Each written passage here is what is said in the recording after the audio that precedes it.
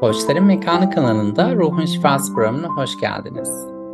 Bugün evrensel zekadan bahsedeceğiz. Evrensel zeka ile ilgili derinleşeceğiz. Uzun zamandan sonra ilk kez böyle yeni slide hazırlıklarımız oldu. Onların üzerinden birlikte gidiyor olacağız. Kalpten kalbe bir yolculuk yapmaya hazır mısınız? Evrensel zekayı en kısa haliyle tanımlamış olsak nasıl tanımlarız? Aslında bugün bunu konuşacağız. En kısa haliyle tanımlayacağız. Böyle öz gideceğiz. Benim öncelerden bazı notlarım vardı. Oralardan bazı şeyler copy paste yaptım buraya. Onların üzerinden de gideceğiz. Kendi yazılarım ama burada hani görsel olarak da bulunsun istedim. Böyle bir siz de bakın dedim. Birçok şeyin özü çünkü burada inceleniyor olacak. Evrensel zekayı öncelikle sinyal ve olasılık olarak bir anlayalım. Tümden gidecek olursak. Bu ne demek? Bu şu demek. Biz her ne yapıyor olursak olalım, bu yapıyor olduğumuz şeyle bir sinyal gönderiyoruz. Ve karşımıza her ne çıkıyor olursa olsun, bu bir olasılık. Ve bu olasılığı meydana getiren temel şey gönderdiğimiz sinyal ve bununla ilgili olan memnuniyet derecemiz sinyalimizin kalitesine bağlı.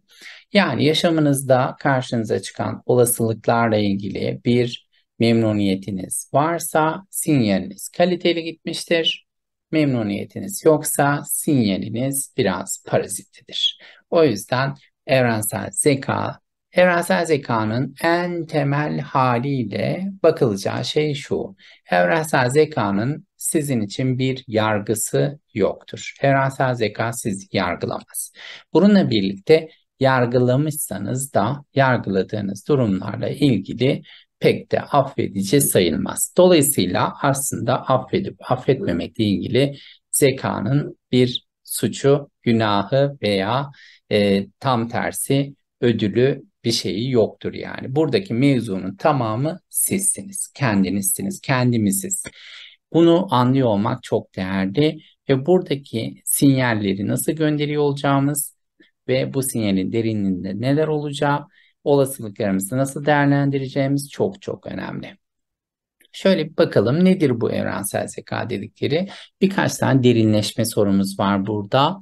Öncelikle şu dördüncüye dikkat etmenizi istiyorum. Dördüncüye evet. Dördüncü soru ne diyor? Ne oluyor da sonra?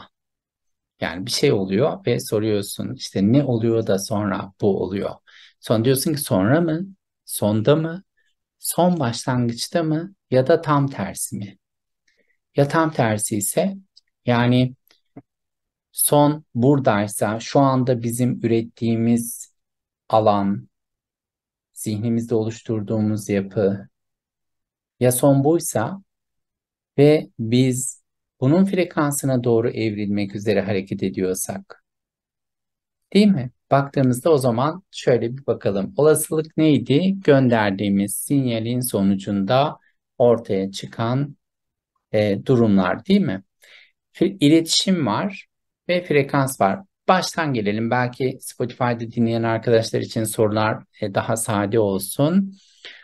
Nedir bu evrensel zeka dedikleri diyoruz derinleşme sorularımızda? Bir, frekans nedir? Frekans bir titreşim. Yani neyin titreşimiyle bütünleşirsen o olursun gibi düşünebilirsiniz. Mesela şu anda diğer önceki yayınlarıma göre bir tık daha diyaframdan konuşuyor olduğum için titreşim daha tatlı geliyor olabilir.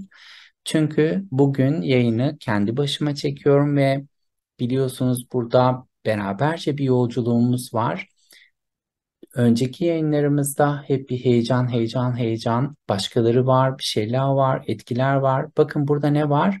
Henüz gelişim aşamasında olduğumuz bir sürecimiz var. Yani biz burada frekansımızı YouTube yayınları yapmakla ilgili yeni oturtuyoruz. Sinyalimizi kaliteli göndermeye yeni başlıyoruz. Henüz başladık bile diyemeyiz.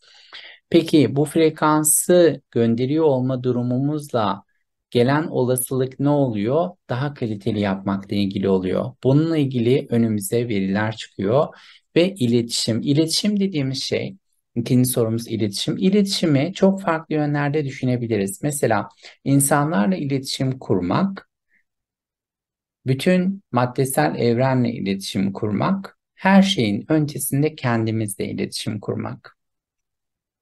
Mesela en son kendinizle ne zaman sohbet ettiniz bir düşünebilir misiniz? Kendinizle en son ne zaman sohbet ettiniz? Kendinizle en son ne zaman derinlik yaşadınız? Kendinize en son ne zaman doğru sorular sordunuz? Doğru soru nedir tabii? Yani bilen dostlarım da çok fazla vardır ama derinleş bitmiyor. Yani bu bağlamda yaşam koçluğu, Certified Coach, Professional Certified Coach, Master Certified Coach gibi bir sürü eğitimler aldığımız halde hala derinleşecek yeni sorularla beraber tekrar derinleşmeye devam ediyoruz. Böyle bakıyor olduğumuz zaman iletişim nedir? İletişim, siz bir düşünün bakalım sizce nedir iletişim? Mesela iletişim kalitesini artıran şeylere bakıyor olduğumuz zaman bunun birinci adımında ne var? Mesela bir başkasıyla iletişim kuracaksak dinlemek, onun yaşam seviyesinde algılayabilmek, onunla naif bir şekilde etkileşim kurabilmek, bir şekilde onunla bir bağ kurabilmek, değil mi? Peki kendimize naif bir şekilde yaklaştırmakla ilgili düşündük mü? Mesela aynı durumu bir başkası yaptığında ona yaklaşımınızla kendinize yaptığınızda yaklaşımınız arasındaki farklılıklara bir bakabilir misiniz? Yani mesela eve gelen misafiriniz bir şey yaptığında ona yaklaşımınız ve çocuğunuza ya da kendinize yaklaşımınız arasındaki etkileşimlere şöyle bir bakabilir misiniz? Yani burada tabii öz şefkat de araya giriyor. Öz şefkatli olarak kendinize yaklaşabilmiş olsaydınız nasıl yaklaşırdınız? Kendi değerinizin farkında hareket edebilmiş olsaydınız nasıl ederdiniz? İşte evrensel zeka bunu anlıyor arkadaşlar.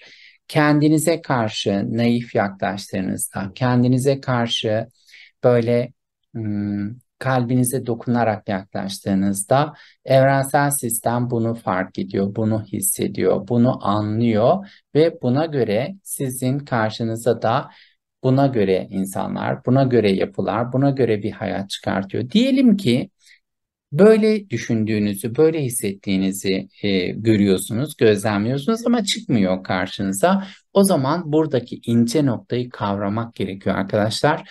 Karşınıza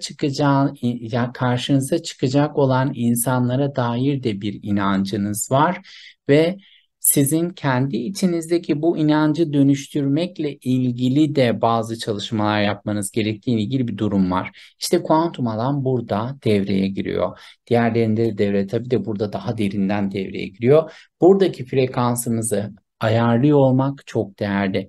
Bununla ilgili neler yapabilirsiniz mesela? Çok basit burada uygulanabilir bir hediye sunmak istiyorum hemen. Bu hediye de şöyle. Mesela listeleyin. Deyin ki yaşamımda var olan şeyler nelerdir? Bir liste yapın. Sonra bu var olan şeyleri daha güzel haline dönüştürebilmiş olsaydım bunlar neler olurdu diye bir liste yapın. Ee, Çok kötümser şeyler geliyorsa şöyle yapabilirsiniz. Mesela öncesinde kötü olan şeyleri listelersiniz. Dersiniz ki bunun yerine ne olmuş olsaydı yaşamımı daha kaliteli hissedebilirdim.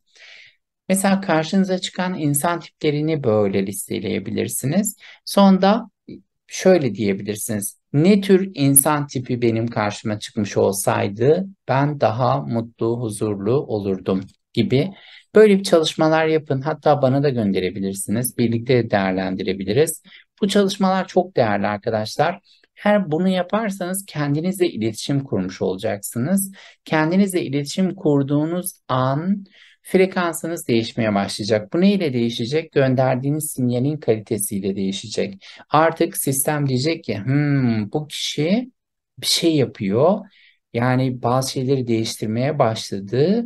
Biz de neyse o sistem de diyecek ki bununla ilgili biz de bazı değişiklikler yapmamız gerekiyor. Hemen yani bu sistemi şey gibi düşünebilirsiniz.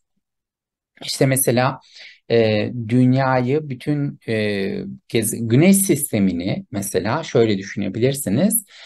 Güneş ne yapıyor? Bir yansıma yapıyor, değil mi? Yansımayı genel olarak yapıyor ve her şeye mesela bir zihin var, bir zeka var. Bu zihnin bir merkezi var. Oradan yansıma yapıyor ve yansımada biz görüntüler izliyoruz. Bütün evrensel sistemi, bütün gezegenleri böyle düşünebiliriz.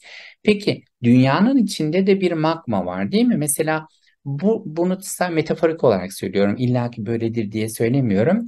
Mesela bu sıcak ya orası, kaynıyor magma. Magmayı da şöyle düşünün. Mesela bizim bütün duygularımızı, düşüncelerimizi, her şeyimizi çektiğini düşünün magmanın. Mesela bir düşünce akışı geçiyor, zihnimizden bir soru geçiyor. Yani bunu kötümser tarafta söyleyecek olursak mesela diyorsun ki ya başıma bir şey gelirse? Sistem çekiyor, başına bir şey gelmekle ilgili çalıştırıyor. İşte ya şöyle olursa böyle olursa. Bunun yerine şöyle demeye başladığında ya harika şeyler olursa, ya başıma harika şeyler gelirse ne olacak? Ya yaşam harikulade olursa ne olacak? Ya çok heyecanlı, çok güzel şeyler olursa ne olacak? Ya çok mutlu olursam ne olacak demeye başladığını düşün ve magmanın bunları çekip bir projeksiyonun yansıtması gibi dünya üzerine yansıtmak için çalıştığını düşün. Bütün mesela yer kürenin bu yapıyla yukarıya doğru bir yansıma yaptığını düşün ve bizim bunu izlediğimizi düşün. Yer çekiminin de tek görevinin sanki size hizmet edip bu isteklerinizi, arzularınızı, ihtiyaçlarınızı, frekansınızı yerine getirmek için çalışıyor olduğunu düşünün. Peki ne oluyor da sonra yaşamımızda cereyan eden şeyler cereyan ediyor? Sonra mı? Sonda mı? Son başlangıçta mı? Ya da tam tersi mi? Yani bu zihnimizde görüyor olduğumuz o sonlarla ilgili bir frekans oluştuğunun, bu frekansın kalitesini, iletişimimizin kalitesinin belirlediğinin ve bu gönderdiğimiz sinyaller neticesinde oluşan olasılıkları değerlendirebiliyor olduğumuz ölçütte yaşamımızı güzelleştiriyor. Güzelleştiriyor burada ben makul ölçüde böyle söylüyorum. Yani dönüştürüyor olduğu aslında. Güzelleştiriyor olma bizim seçimimiz. Yani eğer seçersek ki seçelim, seçiyoruz da şu an seçtik. Harikasınız. Müthiş. Devam ediyoruz. Öğrenme adımları böyle bir kağıt bir kalem alalım. Biraz önce konuştuğumuz her şeyi onun üzerine çalışalım. Resmedelim. Yaşamak istediğimiz durumları yazalım ve haritalayalım. Zihin haritası biliyor olduğunuzu varsayıyorum. Bugüne kadar birçok yerde Mindmap zihin haritaları geçti. Bununla ilgili eğer arzu ederseniz kitap da alabilirsiniz. Veya işte iletişim kurarsanız birlikte çalışmayla ilgili de bakarız. En basitinden şöyle düşünün. Ortasına istediğiniz hayatla ilgili bir şey yazdınız. Vizyonunuzu ortaya not aldınız. Oradan etrafına böyle şekillerle olabilir, renklerle olabilir. Ne kadar renklendirirseniz o kadar da güzel olur. Burada işlemedik zihin haritalarını ama kısaca anlatmış olalım. Bunu her yapmak istediğiniz çalışmada yapabilirsiniz. Baktığınız kağıdınız yetmiyor, büyük bir şey de kullanabilirsiniz. Daha küçük kullandıysanız içinden çıktı mesela dediniz ki ortaya işte verimlilik dediniz. İşte zamanı verimli kullanmak, işte aralar vermek, işte istişare etmek, kaliteye, işte bir sürü şey bunları konuştuk, konuşuruz yine. Bir sürü dal ayırdınız ama içinden bir tanesi dikkatinizi çekti. Mesela ne dikkatinizi çeksin? Zamanı verimli kullanmak mesela dikkatinizi çekti. Onu alın oradan farklı bir temiz sayfa açıp ortasına yerleştirin. Buraya mesela bir tane saat yapın. Emin adımlar olacak şekilde böyle minik adımlar komik gibi de şeyler yapabilirsiniz. Zihnin dikkatini çeker öyle şeyler. Bunları derinleştirin. Zamanı verimli kullanmış olsaydım nasıl kullanırdım diye bir soru atın mesela oraya. Ondan sonra onun etrafında notlar almaya başlayın. Zamanımı öncelikli olarak nelere ayırmaya ihtiyacım var? Benden beklenen, yaşamda benden beklenen sorumluluklar nelerdir? Benim kendimden beklediğim sorumluluklar nelerdir? Bunların hepsini listeleyin. Geleceğe dönün ve geleceğe bakın. Ey sevgili geleceğim, benden ne bekliyorsun? Ey sevgili geleceğim, sende ben kendimden ne bekliyorum? Ey sevgili geleceğim, sen geldiğinde ben seninle ilgili neye hazır olmak isterim? Çok basit mesela şeyler söyleyeyim. Örneğin hiç mesela matematikle ilgili zorluklar yaşıyorsanız öncelikle çarpım tablosunu ezbere biliyor olmak mesela. İşte mesela İngilizce ile ilgili adımlar atacaksanız İngilizcenin yaramaz çocukları var. Neydi onlar? Düzensiz fiiller miydi? Mesela onları biliyor olmak. Ne yapabilirsiniz? Mesela benim de aklımda bunlar da. Bunlarla ilgili ufak tefek istişarelerim ve düzenlemelerim var. Mesela neyle ilgili? DNA yapısıyla ilgili. Geçen de ben DNA ile RNA'yı okumayı öğrendim mesela. Tabii ki çok bildiğim, anladım, her şeyle biliyorum değil ama bir DNA şifresi geldiğinde o transkripti, yani orayı okuduğumda en azından DNA mı RNA mı anlayabilme, DNA'dan RNA'ya dönebilme ile ilgili süreçleri öğrendim mesela geçen pazar. Çok heyecanlıydı. Çok basit bir temel bu arada, yani hiçbir uzmanlık vesaire değil. Ama nedir? Merak ettiğin şeylerle ilgili bir gelişim adımı. Bunlara bir bak. Ey sevgili geleceğim, benden ne bekliyorsun? Seninle ilgili ben şu an ne yaparsam seni daha güçlü kılarım. Bunu lütfen sorun arkadaşlar. Ey sevgili geleceğim, şu anda senin için bir şey yapmış olsaydım ne yapmamı isterdin? Ve özellikle içsel özelliklerin detaylandır kısmını da burada anlatmış oldum. Bunları yapalım arkadaşlar. Derinliklere bakalım. Derinlik bir, kendi sistemimize uyumlanalım. Şimdi sinyallerimiz, ön kabullerimiz. Ön kabullerimiz nedir? O zaten öyle olacaktır. Yani o da kesinlikle böyledir. Yani ben ondan farklı bir şey de beklemezdim dediğimiz ön kabullerimiz. Dolaylı beklentilerimiz. Dolaylı beklentiler genellemelerden gelir arkadaşlar. Bir şeyi algılayabilmekle ilgili baktığınızda o şeyle ilgili yargınızın bir genellemeden geldiğini fark edersiniz. Genellemelerle ilgili durumu aşmak çok önemli ve aynı zamanda bu genellemeleri yaşamınızı güzelleştirmek için de kullanabilirsiniz. Mesela diyelim ki bir şeyi aslında kabul etmekle ilgili karar verdiniz ama kabul edemiyorsunuz. O zaman onu kabullenebileceğiniz genellemeleri ortaya çıkartmaya başlayın. Mesela diyelim ki fit olmayı kafanıza koydunuz ama nedir? Biricik benliğiniz şu ana kadar geldiği durumdan dolayı atıl kalıyor, hareket edemiyor. O zaman genellemeye başlayın. İşte deyin ki fit olduğumda yaşamımı daha kaliteli yaşayabilirim. Aldınız bir genelleme. Fit olduğumda işte tırmanış daha rahat yapabilirim. Fit olduğumda görüntüm çok daha iyi olabilir. Fit olduğumda saygınlığım daha yüksek olacaktır. Bunların gerçek veya işte doğru veya yanlış olması çok çok önemli değil. Sadece genellemelerin gücünden faydalanabilirsiniz yaşamınızı güzelleştirmek gibi. Birçok konuyu bir arada anlatıyorum gibi görünebilir. Bununla birlikte çok daha fazla konumuz var konuşacak olduğumuz. O yüzden burada bunları böyle free bir şekilde size anlatıp yaşamınıza bunları alıyor olduğunuzdan da emin olmayı çok istiyorum. O yüzden hepsini paylaşıyorum.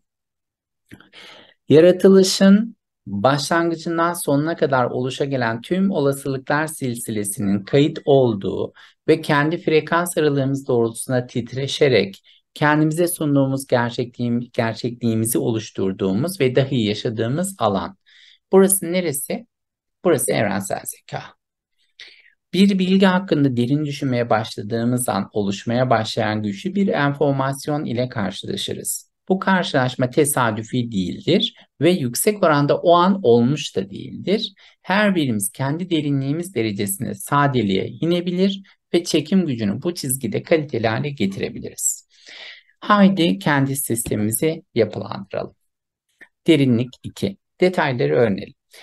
Evrensel zeka ile iletişim kurabilmenin ayrı bir yol olup olmadığı konusunda birçok yöntem görmüş, okumuş ve uygulamışızdır. İşin özü, evrensel zeka bizden ayrı bir şey değildir. Bunu anlayalım arkadaşlar. Evrensel zeka bizden ayrı bir şey değildir. Biz onunla bir olarak akarız. Biz bu zekanın bir parçası olarak işlev görmekte ve burada hizmet alma vermek döngüsüyle yaşamımıza devam gelmekteyiz. Gelmekte olabilmek, ya bunları konuşuyoruz mesela. Neden bunu konuşuyoruz? Çünkü geliyoruz aslında. Hani bir şeyin tam olarak sonlandığı bir durum tam olarak yok. Hep olmaya devam ediyor olduğu bir durum var. Bunun derinliğinde oluş var. Bu seviyede de sürekli olarak yeniden gerçekleşen durumlar var. kendimize olan tüm yolculuk çalışmaları aynı zamanda evrensel zeka ile de bütünleşme bağlamında işlev görür. En derine doğru yolculuk yapalım. Bilinçli farkındalığa doğru. Mindfulness yapıyorsunuzdur değil mi? Nefes egzersizleri neydi? Mesela mindfulness'ta çok en fazla dikkat çektiğimiz konulardan bir tanesi. Bununla ilgili çok çalışma yapan dostlarım, arkadaşlarım var tabii. O anın farkındalığını derinlikte görebiliyor olmak. Ben buna girmeyeceğim. Bununla ilgili yüksek ihtimalle eğitmen dostlarımdan misafir alacağım gelecekte. Mesela gelecekte mindfulness'la ilgili misafir alacak olduğumla ilgili şu an söylüyor olduğum durum henüz netleşmediğimiz gibi görünen ve frekans gönderdiğimiz bir durum.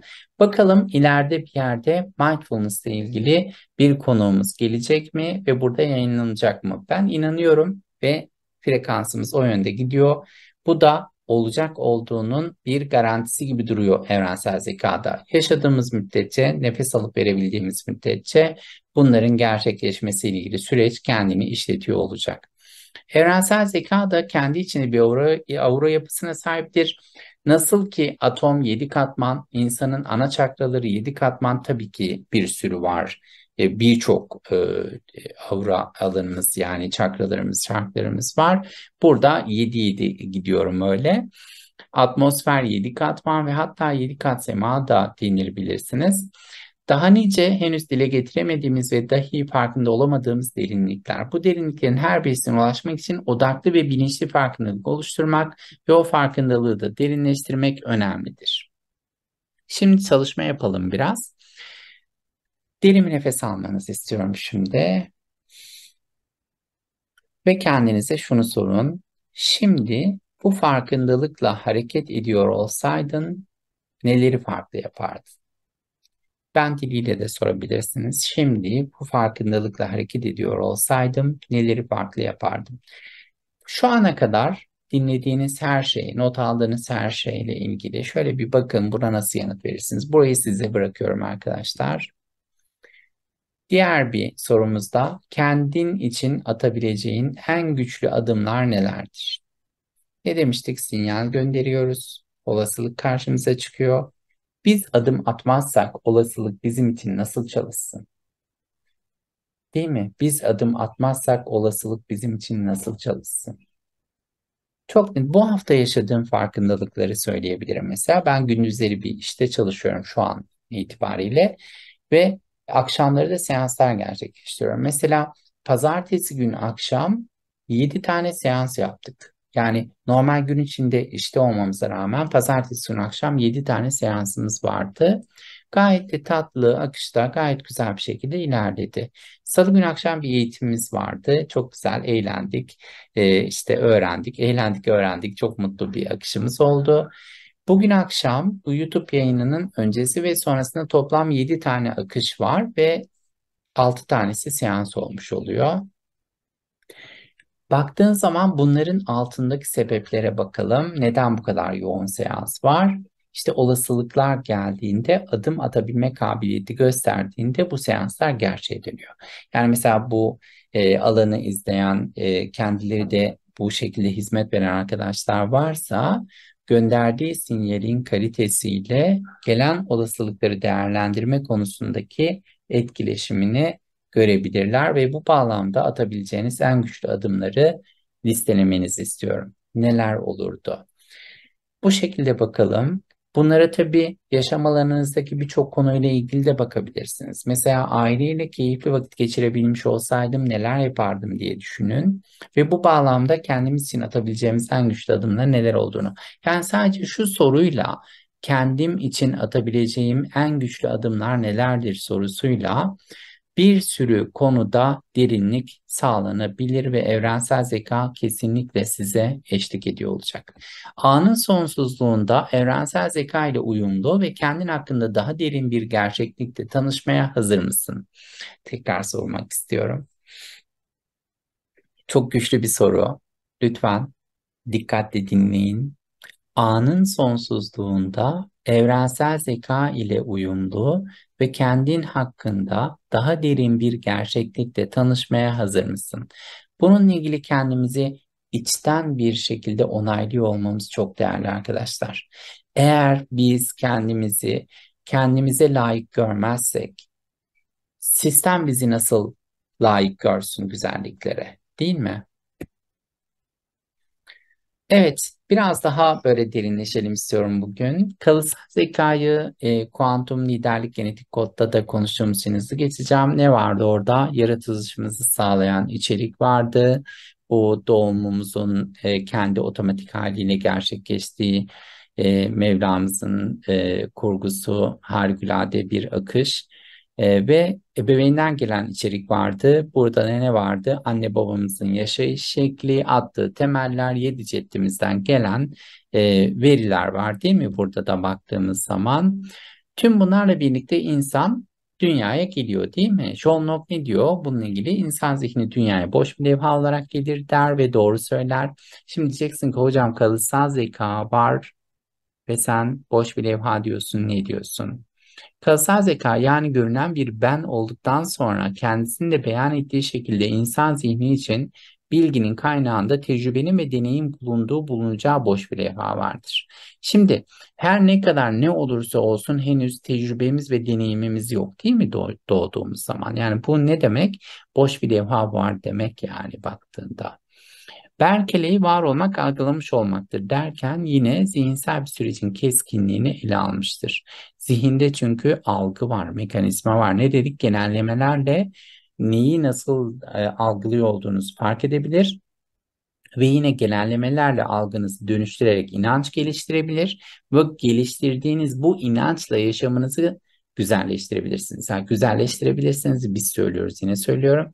Dönüştürebilirsiniz. Yani kötüleştirebiliyorsunuz aslında ama hani biz iyileştirmeyi seçenler tarafındayız, siz hepimiz beraber. Biliyorsunuz ki dışarıdan veya içeriden zihnimizde oluşturduğumuz onayların, algıların yansımalarını yaşıyoruz. Onaylamadığımız bir durumu yaşamıyoruz arkadaşlar. O yüzden onay mekanizmamızda neler olduğunu da derinleştirmek için bir hayli derinleşmeye ihtiyacımız var. Yani kendine belki bir tane soruyu sorup, bu da bir sırdır bu arada, burada paylaşıyor olalım. Mesela her şey mümkün olsaydı ve mutlu olmak isteseydim, yaşamımda nelerin olmasını isterdim diye sorduğunda, buna ilk vereceğin yanıtlar çok belki de hani önemli gibi görünür de daha sonradan gelecek olanların daha önemli olduğunu fark edersin. Benim sizden ricam, bu soruya 21 tane cevap verin mesela. 21 kez buna cevap verin. Bakın neler olacak. David Hume ne diyor? Özetle alışkanlıktır diyor. Kuantum alanında incelediğimizde de DNA zincirinin alışkanlık kazanma yapısı ve bu zincirin kendisini tekrar etme isteği görülmektedir. Nihai anlama doğru gidelim. Hegel'in geist kavramının karşılığı direkt olarak kuantumdur diyorum. Ben tabii bunu keskin bir dille demiyorum. Yani öyle anlaşılıyor diyorum. Geist için çünkü tin veya ruh anlamı tam olarak verilemiyor. E, Neden? Çünkü mutlak akıldan bahsediliyor burada ve ruh olarak adlandırılmaya yakın oluşu da değişkenliğin ifadesi olmakla birlikte zihinsel bir sürecin yansımasının adlandırılması olarak ortaya çıkıyor. Yani ruhsal açıdan düşünmek isterseniz şöyle düşünebilirsiniz. İnsanın, dünyanın ve evrenin zihinsel aurası niteliğinde. Yani bu yapı bu şekilde görünüyor. Yani zihninizden de eğer benimki gibi bir sürü akış geçiyorsa, o verilerin hepsinin böyle bilinç parçacıklarının dolaşımı ve tam bir uyum, ahenk içinde gezinişini görebiliyorsanız demek istediğimi anlayabilirsiniz. Bell teoremini hatırlarsak bugün elimizde, dilimizde, damağımızdaki tüm atomlar milyonlarca yıl önce evrenin doğuşuna kaynaklık eden ilk maddede bulunan atomlardır. Evrendeki enerji miktarı hep aynı dönüşüm içerisinde. Atomlardan her biri evrenin bütün tarihinin belleğine katkıda bulunmuştur ve buna ulaşılabilir. Bakın burada odaklı olarak söylemek istediğim bir konu var. Yani bizler potansiyel olarak bu atomların her birinin deneyimlerinin ürünüyle anlık ve doğrudan temas kurabiliriz. Bu ne demek biliyor musunuz? Nefes aldın, verdin, alan açtın. Sadeleştin, alan açtın. Bunlarla ilgili de bir ödev gelecek sanırım. Evet. Yaratılıştan şu ana kadar hiçbir bilgi kaybolmadan her noktada mevcut olduğuna göre bunun keşfi midir gerçek olan? Keşfedeceğimiz yer her yer midir? Bedenimizde de tüm evrenin bilgisini mi taşımaktayız? Meditasyon, nefes vesaire zihnimizi ferahlatıp sağlığımızı iyileştirirken yaratıcılığımızı da artırıyor. Bunun temel ifadesi bu bilgilerle açıklanabilir mi? Düşünsenize, nefes alıp veriyorsun, meditasyon yapıyorsun, zihnini ferahlatıyorsun, yaşamını sadeleştiriyorsun, güzelleştiriyorsun ve bunları yaparken sürekli evrensel zeka ile bir temas halindesin. Senin evrensel zeka diye düşünüyor olduğun o yer, bu yer midir? Ellerin midir? Parmakların mıdır? Bütün noktaların mıdır? Dudakların mıdır? Bütün bedenin midir? Bunun her bir noktası mıdır? Her bir noktasında bütün veriler kayıtlıysa biz bilgiyi nereden çekiyoruz diye ayrıca düşünmek midir? Yoksa anlık olarak düşüne geldiğimiz, duygulandığımız, hissettiğimiz, yapılandırdığımız her şey tam şu an burada gerçekleşmekte midir? Bunu bir derin düşünelim arkadaşlar. Nihai olarak şimdi yeni bir fikir olsaydı bu ne olurdu diye düşünmüş olsaydık şöyle düşünürdüm ben. Uzun süredir üzerine sıkı sıkı durulan birlik bilinci olurdu. Biz bilinci olurdu. Biz olurduk yani. İyi ki olduk değil mi? İyi ki biz olduk. Çok seviyorum sizi. İletişimle bir bilinçli farkındıkta yaşayın. Huzurla kalın, neşeyle kalın, farkındalıkla kalın, anda kalın, anın farkındalığında kalın. Şimdiki zaman farkındalığını yaşayın. Bu arada kanalımıza abone olmayı hatırlayın.